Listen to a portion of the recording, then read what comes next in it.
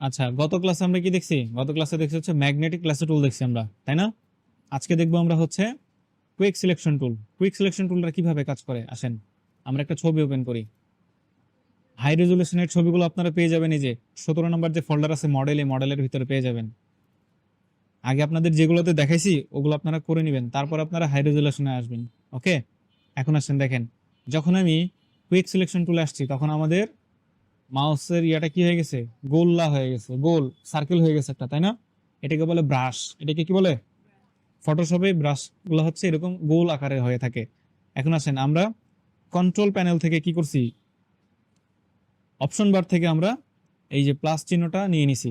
এখন আসেন এই যে গোল্লাটা দেখতে পাচ্ছি বা গোল চিহ্নটা দেখতে পাচ্ছি, এটাকে ছোট বড় করা যায় কিবোর্ড থেকে। আপনারা থার্ড ব্র্যাকেট এবং থার্ড ব্র্যাকেট লেফট এবং রাইট এই দুইটা বাটন ইউজ করে ছোট বড় করতে পারবেন।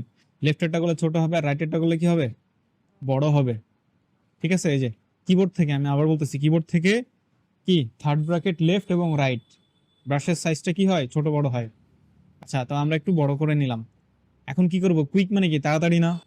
তো কুইক সিলেকশনটা তাড়াতাড়ি সিলেকশন করার জন্য ব্যবহার করা হয়। দেখেন, জাস্ট আমি একটা ক্লিক করতেছি, যে ক্লিক করে চেপে ধরে টান দিলেই আমার সিলেক্ট হয়ে যাবে। দেখেন, তার মানে চেপে ধরে টান দিছি এই বরাবর সিলেক্ট হয়ে যাবে। আমি আবার দেখাচ্ছি, চেপে ধরে জাস্ট টান দিচ্ছে, যে সিলেক্ট হয়ে গেছে। আমি আবার বলতেছি, ইমেজের রেজুলেশন যদি হাই হয় সেই ক্ষেত্রে আপনারা এরকম এক টানেই সিলেক্ট করতে পারবেন। আর ইমেজের রেজুলেশন যদি যেরকম লো কোয়ালিটির হয়ে থাকে তাহলে কি হবে, দেখেন করতেছেন, এই যে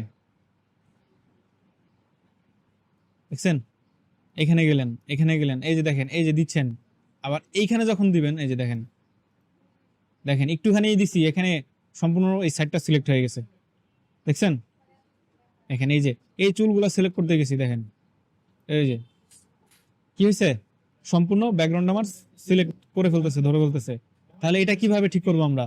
এটা ওই যে ল্যাসো টুল নিতে হবে আমাদের। ল্যাসো টুলে গেলাম, যাওয়ার পরে প্লাস সাইনে এসে আমরা এখানে যতটুকু ধরতে পারে নাই ততটুকু কি করে দিব, আমরা ধরিয়ে দিব বা সিলেকশন করে দিব। ঠিক আছে, ব্যাস এই যে সিলেক্ট করিয়ে দিলাম আমরা। ওকে,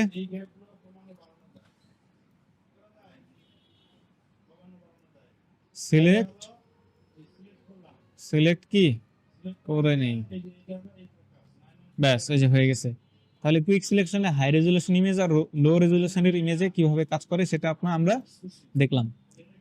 বাকি প্রসেসটা তো আপনারা জানেনই, কপি করবেন অথবা ইনভার্স করবেন, তাই না? তো একটু করি আমরা দেখি। তো আমরা এখানে সিলেক্টে যাব, ইনভার্সে যাব, দেখেন কি আছে, শর্টকাটটা দেখেন, শিফট কন্ট্রোল আই দেওয়া আছে। শিফট কন্ট্রোল আই দিলে কি হবে, ইনভার্স হয়ে যাবে। ঠিক আছে, যে ইনভার্স হয়ে গেল। এখন আমরা ব্যাক স্পেস চাপ দিলাম, ব্যাকগ্রাউন্ডটা কি হলো, রিমুভ হয়ে গেছে। এখন এখানে কি ব্যাকগ্রাউন্ড সিলেক্ট অবস্থায় আছে না? আমরা চাইলে এখন হোয়াইট কালারের ব্যাকগ্রাউন্ড দিতে পারি কিনা এখানে। এই সেক্ষেত্রে কি নতুন একটা লেয়ার নিলাম, দেখেন নতুন একটা লেয়ার নিচ্ছি, আমাদের সিলেকশন আছে। এখন আমরা এখানে এসে একটা কালার সিলেক্ট করলাম, করার পরে এডিটে গেলাম, এডিটে যাওয়ার পর হচ্ছে কি ফিল কালারটা দিলাম, দেওয়ার পরে ফরগ্রাউন্ডটা দিয়ে দিলাম। দেখেন আমাদের ব্যাকগ্রাউন্ড কি হোয়াইট কালার হয়ে গেছে। বুঝছে? তো এই ছিল কি আমাদের কুইক সিলেকশন টুলের কাজ। ওকে।